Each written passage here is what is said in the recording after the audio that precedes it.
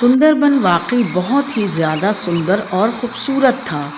चारों तरफ कुदरत ने अपनी खूबसूरती बिखेर रखी थी। रिमझिम करते झरने और खूबसूरत चमकीली हरी भरी घास ऐसी लगती थी जैसे जंगल में किसी ने कालीन बिछा दी हो। इन मनाजिर को देखकर जानवरों और परिंदों के दिल बाग बार हो जाते थे। हर तरफ रंग बरंगे फूल थे जिन पर तितलियां और भंवरे मंडलाते रहते थे। ये कहानी इस ज़माने की है जब लोगों को आग का पता न था। जैसे ही शाम होती लोग गुफाओं में चले जाते।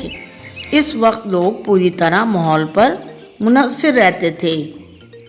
सुंदरबन में एक गहरा तालाब था जिसका पानी जानवरों और परिंदों के पीने के काम आता था। इसी तालाब के किनारे एक पीपल का दरख्त था जिस पर नीलम चिड़िया अपना घोंसला बनाकर रहती थी। सभी जानवर इस तालाब पर पानी पीने आते थे, इसलिए नीलम चिड़िया से सभी जानवरों की दोस्ती हो गई। नीलम चिड़िया की आदत थी कि वो सभी जानवरों से बहुत अच्छी तरह दोस्ती रखती थी।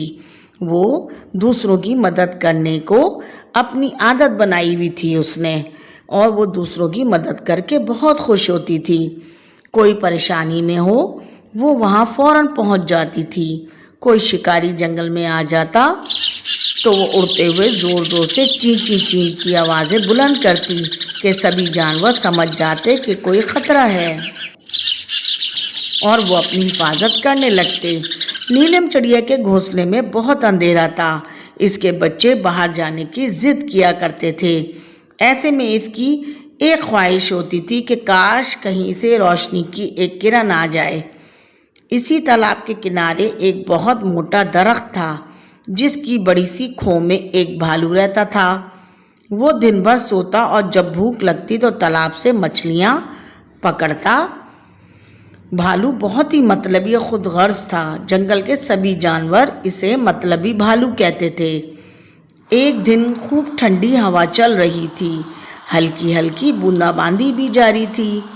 घोंसले में नीलम चिड़िया के दोनों बच्चे सहमे हुए अपनी माँ के इंतज़ार में दबक के बैठे हुए थे। वो दोनों सख्त भूखे थे, बेचैनी से माँ को याद करते हुए एक दूसरे को तसल्ली दे रहे थे। अभी रुक जाओ चंटू, अम्मी आती ही होंगी। फिर दूसरा बच्चा, हाँ मेरी लेकिन भूख से जान निकली जा रही है, अम्मी कब आएंगी? इधर बूंदाबांदी की वजह से नीलम चिड़िया के पर भीग गए थे। वो बहुत मुश्किल से घोंसले तक पहुंची। बच्चों को प्यार किया, इन्हें खाना दाना खिलाया। बच्चे माँ से लिपट कर रोते हुए सो गए। अभी रात का पहला पहर ही गुजरा था कि नीलम चिड़िया को पके हुए खाने की खुशबू आने लगी। इसने अपनी गर्दन घोंसले से बाहर निकालकर इधर उधर का जायज़ा लिया तो वो हैरान रह गई कि भालू की खो में ढेर सारी लकड़ियाँ रखी हुई हैं और आग जल रही है। वो मज़े ले लेकर मछलियाँ भून भून कर खा रहा है। नीलम चिड़िया को रोशनी देखकर बड़ी खुशी हुई। वो भालू के पास आई और इसकी रोशनी की आग की मुबारकबाद दी और बोली, भैया भालू, तुम्हारे पास आग है, अगर तुम मुझे थोड़ी सी लकड़ियां दे दो तो मैं अपने बच्चों के लिए जला लूं, अपने घर में भी रोशनी कर लूं और खाना भी पका लूंगी। मतलबी भालू ने नीलम चिड़िया को डांटकर वहां से भगा दिया। चलो जाओ यहाँ से, मेरे पास कोई लकड़ियाँ वकड़ियाँ नहीं है तुम्हें देने के लिए, भागो यहाँ से। रात भर नीलम सो न सकी।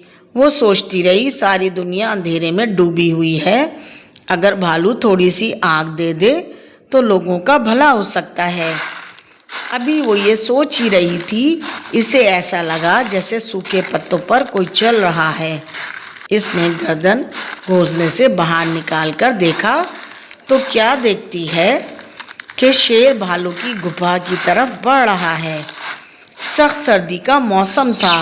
दरख्त की खो में आग की गर्मी की वजह से भालू बहुत गहरी नींद सोया हुआ था।